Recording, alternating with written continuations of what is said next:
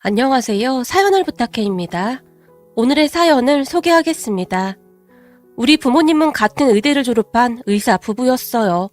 굉장히 똑똑했던 건 말할 것도 없고 성격도 좋아서 주변 사람들의 칭찬이 자자했다고 합니다.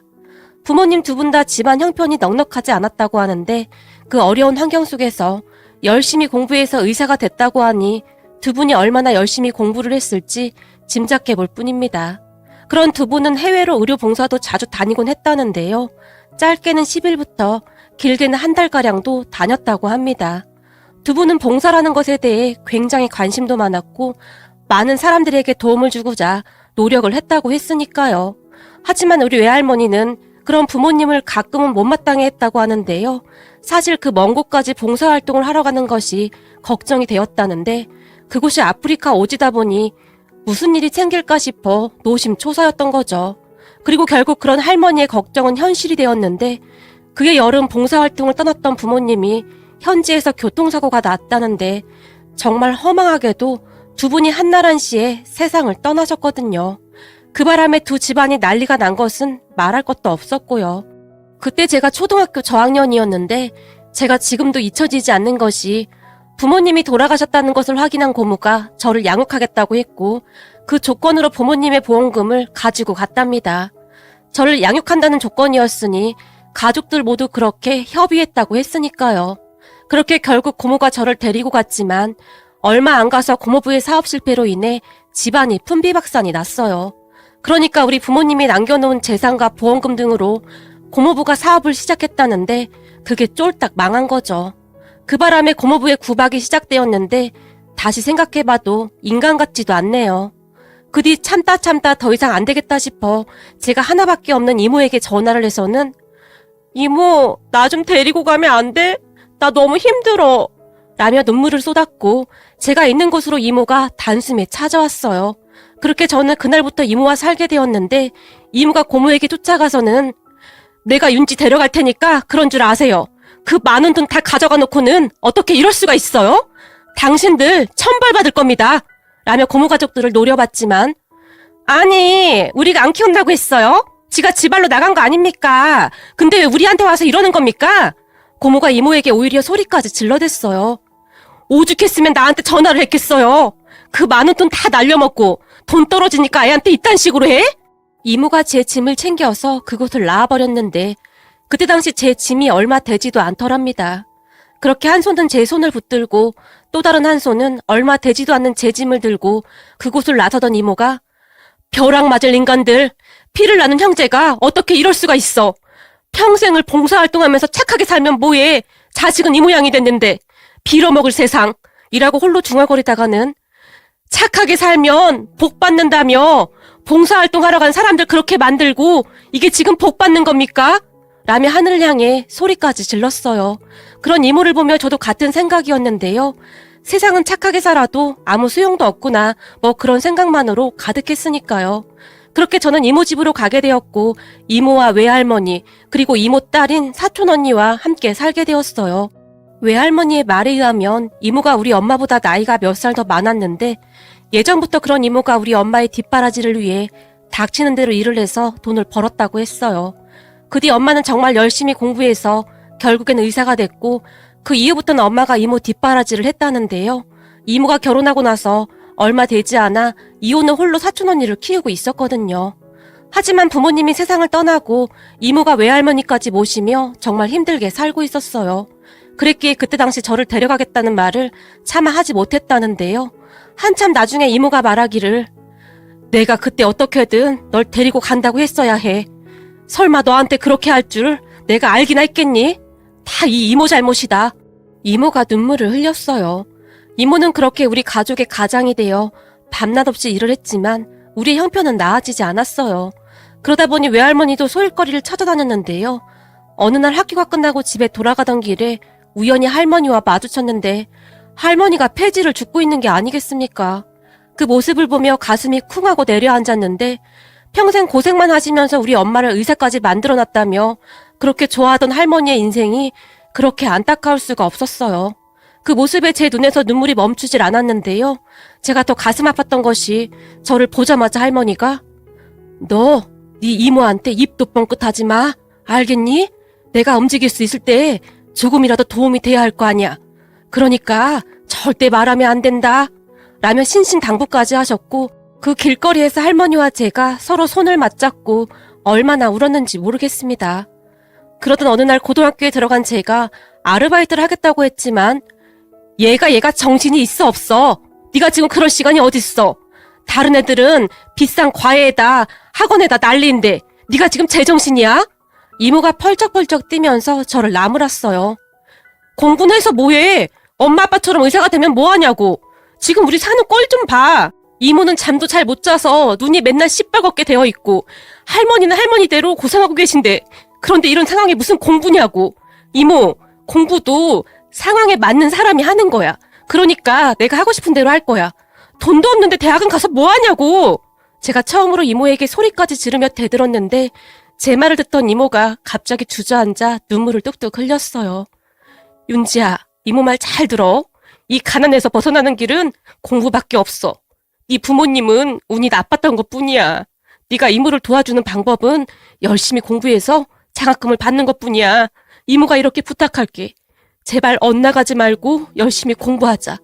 이모 몸이 부서지더라도 니들은 이모가 가르칠 거야. 윤지야, 이모가 이렇게 부탁할게. 니들마저 엇나가면 이모는 버텨낼 힘이 없어. 라며 이모가 제 앞에 무릎까지 꿇고는 펑펑 눈물을 쏟았어요. 그렇게 우리 가족은 서로를 끌어안은 채 얼마나 눈물을 흘렸는지 모른답니다. 저는 그때 당시 공부가 사치라고 생각을 했기에 그랬던 것인데 이모는 우리가 공부만 열심히 하길 원했어요. 그러던 어느 날 사촌 언니가 가족들이 다 모인 자리에서 조용히 입을 열었어요. 저기 내가 생각해봤는데 둘 다 대학 가는 건 무리야. 그러니까 가능성이 있는 사람을 미는 게 맞아. 윤지가 이대로만 한다면 명문대 갈 수 있는데 우리 다 같이 그냥 윤지 뒷바라지 하자. 사실 난 공부에 취미도 없고 그게 나을 것 같아. 라는 말도 안 되는 소리를 했어요. 그 말에 제가 언니가 대학까지 포기하겠다는 게 말이나 되는 소리야? 그럼 나도 대학 안 가. 내가 도대체 뭐라고 가족들이 다들 나 때문에 희생을 해야 하는 거냐고. 제가 흥분한 채 소리쳤어요. 그런 우리의 말을 가만히 듣던 이모가 우선 둘 다 공부나 열심히 해. 대학 가서 학자금 대출 같은 것도 알아보고 하면 되는 거니까 미리부터 걱정하지 말라고. 이것들이 하라는 공부는 안 하고 맨날 돈 걱정이나 하고 있어. 그러니까 둘 다 입 다물고 공부나 열심히 하라고 몇 번이나 말했어. 그럴 시간에 대학 가서 장학금이나 받을 생각해. 라며 우리들을 노려봤어요. 저는 항상 이모와 사촌 언니에게 미안한 마음이 가득했는데요. 만약 저만 없었다면 두 사람이 이렇게 고생을 하지 않아도 되었을 텐데 라는 죄책감이 가득했거든요. 우리 가족은 그렇게 이를 악물고 버티고 또 버텨냈던 것 같아요. 그러던 어느 날 엄마 친구인 주희 이모에게 연락이 왔는데요. 윤지야, 잘 지내고 있니? 네, 이모, 잘 지내고 있어요. 얼마 전에 보내주신 돈 감사했어요. 라며 제가 감사 인사를 했는데요. 고맙긴 뭘. 이모가 자주 찾아가야 하는데 바쁘다는 핑계로 자주 가지도 못하는구나. 주희 이모가 미안한 듯이 말했어요. 주희 이모와 우리 부모님은 대학 동기동창이라고 했는데 봉사활동도 같이 다니며 친하게 지냈다고 했어요. 그러다 보니 주희 이모가 이것저것 많이 신경을 써주고 있었어요. 간혹가다 우리 이모에게 찾아와서는 많진 않지만 생활비에 보태세요. 라며 돈을 주고 가기도 했어요. 이모, 근데 무슨 일 있어요? 라며 제가 주희 이모에게 물었어요. 아주 큰일이 생겼구나. 아주 좋은 쪽으로 말이다. 라며 이모가 밝은 목소리로 말을 했어요. 큰일이요? 무슨 일인데요? 제가 놀란 채 물었는데요. 네 부모님이 예전에 봉사활동을 많이 했었잖니? 네 아빠가 전에 한 아이를 살린 적이 있었어. 병원 환자 중에 수술비 때문에 걱정하던 부부가 있었거든. 그때 수술을 해야만 살 수가 있었는데 그때 네 아빠가 그 부부에게 수술비를 도와준 적이 있었어. 라는 말을 꺼냈는데요. 주위 이모 말에 따르면 우리 아빠가 심장병 수술을 해야 하는 한 부부의 아들을 살렸다고 하네요. 그때 당시 그 부부의 사업이 크게 잘못돼서 어찌할 바를 모른 채 눈물만 흘리고 있었다고 하는데요. 아들 수술비와 병원비를 힘들어하면서 그 부부가 하염없이 울기만 했다는데요.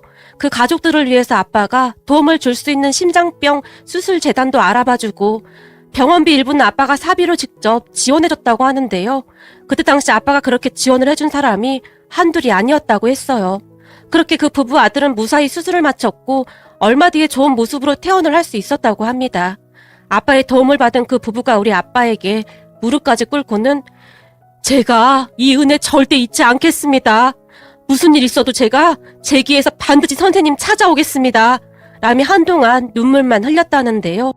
하지만 그 뒤 몇 년이 지나도록 그 부부에게는 아무런 소식도 없었고 주변 동료 의사 한 분이 자네는 너무 감성적인 게 문제야. 그때 사비까지 털어서 수술비 마련해줬었는데 지금까지 연락 한 통이 없잖아. 그러니까 자네도 정신 차려. 세상에서 제일 무서운 게 사람이니까 말이야. 라며 한심하다는 듯이 아빠를 바라봤다고 합니다. 그리고 또 다른 동료 의사도 이게 말이야. 사람이란 동물은 화장실 들어갈 때 맘하고 나올 때 마음이 다르더라고. 그때 아쉬우니까 자네한테 눈물 콧물 다 빼면서 무릎까지 꿇고 그랬지만 아마도 지금쯤은 전혀 고마워하고 있지도 않을 거야. 그게 사람의 마음이라는 거야. 그러니까 자네도 앞으로 마음 단단히 먹어. 의사가 그렇게 감정적으로 행동을 하면 되겠나? 환자가 울고 매달릴 때마다 다 들어줄 수는 없는 거 아니겠나? 라며 아빠에게 신신당부까지 했다고 합니다. 하지만 우리 아빠의 신념은 변하지 않았다고 하는데요. 엄마 아빠와 친하게 지내던 주위 이모의 말에 의하면 나도 공부하면서 주변 사람들 도움을 많이 받았어. 그러니까 내가 받은 만큼 돌려주는 게 맞는 거야. 난 의사에서 부자 될 생각 없어. 아픈 사람을 살리는 게 내가 의사가 된 이유니까. 의사라면 최소한 그래야 한다고 생각해. 의사라는 사람이 돈만 쫓다 보면 그건 의사가 아니라 사업가 아니겠어?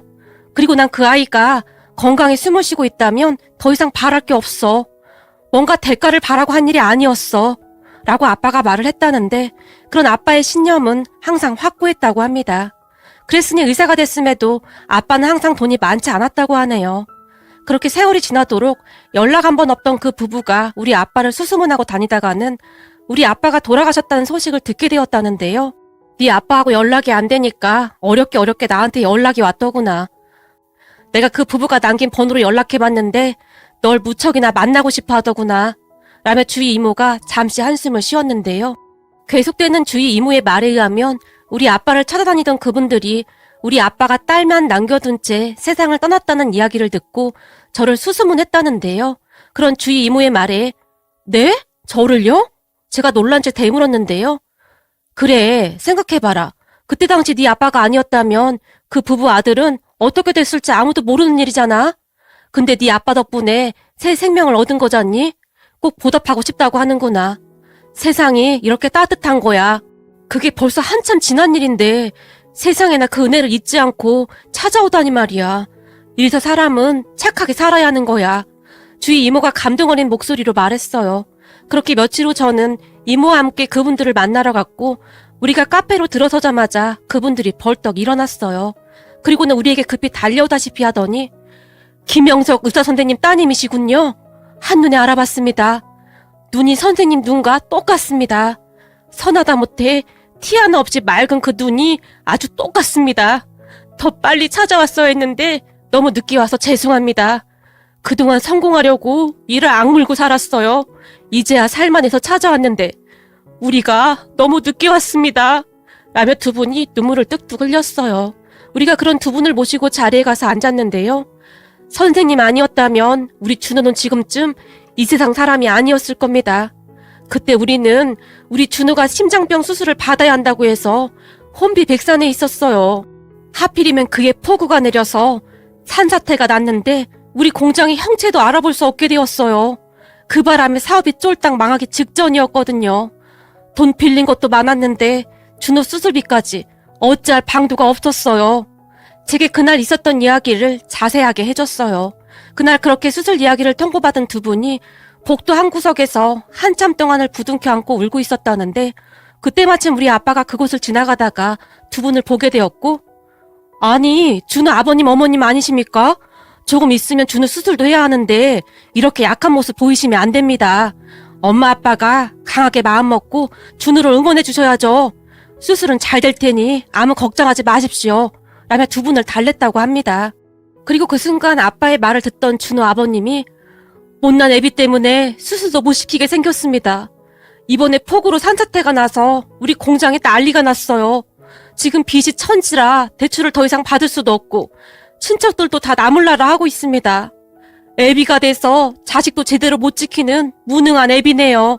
라고 말을 하다가는 갑자기 우리 아빠의 바지가랭이를 잡았다는데요. 선생님, 제발 우리 준호 좀 살려주십시오. 살려만 주신다면 제가 돈은 꼭 갚겠습니다. 돈이 없어서 우리 준호 그냥 보내면 우리가 어떻게 살겠습니까? 부탁 좀 드리겠습니다. 라며 두 분이 바닥에 무릎까지 꿇은 채 우리 아빠의 바지가랭이를 잡았다는데요. 그때 생각이 다시 나는지 두 분의 눈시울이 다시 붉어졌어요. 그때는 벼랑 끝에 있었기 때문에 무슨 방법이 있었겠어요.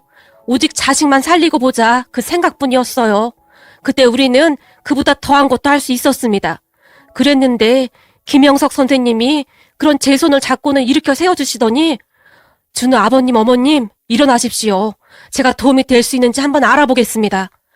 그러다 정 안 되면 제가 수술비 마련해 드리겠습니다. 그러니까 그만 일어나십시오. 사람이 먼저지 돈이 먼저겠어요? 저 이래봬도 이 병원 의사입니다. 제가 책임질 테니 얼른 일어나세요. 라고 말씀해 주셨는데 눈물이 앞을 가렸어요. 그리고 정말 뭐라 표현할 수가 없을 정도로 감사했습니다. 그때 선생님의 손이 어찌나 따뜻하던지 지금도 그 손길이 잊혀지지가 않습니다. 라며 다시 한번 뜨거운 눈물을 쏟던 두 분이 잠시 말을 멈췄는데요. 그러다가 다시 말씀을 하셨는데 제가 어쩔 줄을 몰라면서 눈물만 흘리고 서 있었는데 선생님이 그러셨어요. 저한테도 준호만한 딸이 하나 있는데 제 딸 같아서 도와드리는 겁니다. 그러니까 얼른 수술부터 시키세요. 돈은 있다가도 없고 없다가도 있는 것이니 나중에 형편되면 갚아주세요. 라는 말씀을 하셨는데 제가 그 은혜를 어찌 다 갚을 수가 있겠습니까? 라며 두 분은 계속해서 눈물만 흘렸어요. 그렇게 그분들과 한동안 이야기를 했는데 아들 수술이 잘 끝난 다음 정말 이를 악물고 다시 사업을 일으키기 위해 노력했다는데요. 그런 노력을 하늘이 알아주셨는지 시간이 꽤 지나긴 했지만 다시 재기했다고 합니다.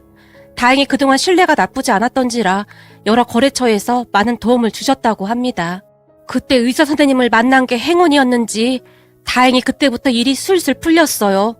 정말 성공한 모습으로 찾아뵈려고 했는데 이게 웬 날벼락이란 말입니까? 진작에 찾아뵀어야 했는데 뭐라 드릴 말씀이 없습니다. 라고 말하던 그분들이 우리에게 이것저것 묻기 시작했고 우리의 상황을 알게 된 그분들이 우리를 돕고 싶다고 했어요. 이런저런 일을 겪으면서 온통 원망만 가득한 채 세상을 살아가고 있었는데 그분들을 보며 그런 제 마음이 조금은 움직였다고 해야 할까요? 그분들이 제게 앞으로 우리가 도움을 드리고 싶습니다. 그때 의사 선생님이 그러셨잖아요. 선생님한테도 우리 아들만한 딸이 있다고요. 그러니까 우리도 선생님 은혜를 갚을 수 있도록 그렇게 해주세요. 라며 정말 정중하게 말씀하셨어요. 그렇게 저는 그분들의 도움으로 공부에만 전념할 수 있게 되었는데요. 두 분 항상 제 뒤에서 묵묵히 저를 후원해 주셨어요. 거기다 제 고등학교 졸업식에도 같이 참석해 주셨고 하물며 제 대학 입학식에도 같이 참석해 주셨습니다. 모든 것에 진심이 느껴졌고 항상 우리 아빠를 대하듯 저를 대해 주셨어요. 그런 두 분에게 우리 가족 모두가 그저 놀라울 뿐이었는데요.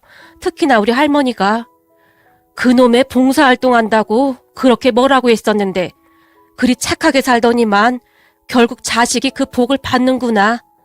이래서 사람이 착하게 살아야 하는 거야. 너는 네 부모한테 항상 감사한 마음으로 살아. 라며 눈물을 훔치셨어요. 그 뒤 우리는 오랫동안 서로 왕래하면서 잘 지냈고 그러던 어느 날 두 분이 제게 윤지야, 우리 준호가 이번에 드디어 의사가 됐어. 의사가 됐어. 라며 들뜬 목소리로 전화를 하셨어요. 그렇게 다 같이 모여서 축하 파티를 했는데 준호 오빠가 저보다 2살 많았기에 그쯤에서 우리는 친하게 지냈거든요. 준호 오빠는 우리 아빠를 보며 의사가 되겠다고 다짐했다는데 꼭 우리 아빠 같은 의사가 되고 싶다고 했으니까요. 그렇게 의사가 된 오빠는 정말 멋졌는데요. 항상 주변을 둘러보며 봉사활동도 많이 하고 사람들을 돕기 위해 노력하고 있답니다. 그런데 그런 우리에게 정말이지 뜻밖의 일이 일어났는데 그동안 친하게 지내던 준호 오빠가 제게 청혼을 한 겁니다. 모든 가족 행사에 같이 참석하면서 아무래도 가까워질 수밖에 없었는데요. 준호 오빠가 제게 먼저 사귀자고 말을 했고 그 소식을 들은 준호 오빠 부모님이 좋아한 것은 말할 것도 없었고 말이죠. 그 뒤 우리는 정말 빠르게 결혼을 진행했는데 양가에서 빨리 결혼하라고 떠밀 정도였어요. 그렇게 결혼한 우리는 정말 잘 살고 있어요. 요즘 저는 남편의 점심 도시락을 싸서 가지고 가는 재미에 푹 빠져 있는데요. 남편이 맛있게 먹어주니 그렇게 고마울 수가 없답니다. 그러던 어느 날 우리 부부가 이모와 할머니를 뵈러 갔었는데 이모가 저를 끌고 급히 방으로 들어가더니 네 고모 말이다. 그렇게 몹쓸 짓을 하더니 결국 둘이 이혼하고 난리도 아니라고 하더구나. 집안이 풍비박산이 났대. 그러니까 사람이 악하게 살면 결국 벌을 받게 되어 있는 거야. 나도 우연히 들었는데 아주 속이 다 시원한 거 있지? 라며 씁쓸하게 말했어요. 그 말에 저도 기분이 참 씁쓸할 수밖에 없었는데요. 그래도 모질게 하더니 결국 벌을 받은 게 아닌가 싶네요. 그렇게 잠시 후 거실로 나간 이모가 다시 우리 남편의 손을 꼭 잡더니 세상에 말이야. 알고 보니 우리 제부가 미래에 자기 사위를 살렸던 거야. 내 동생이랑 제부가 지금 옆에 있었다면 얼마나 좋아했을까? 라며 눈물을 흘리셨어요. 이모 말처럼 우리 아빠가 그때 당시 미래의 당신의 사위를 그렇게 살렸던 겁니다. 항상 바르게 살았던 아빠에게 신이 주신 선물이 아니었을까 하고 생각해 봅니다. 오늘의 사연은 여기까지였습니다. 즐겁게 보셨다면 구독, 좋아요 부탁드립니다. 고맙습니다.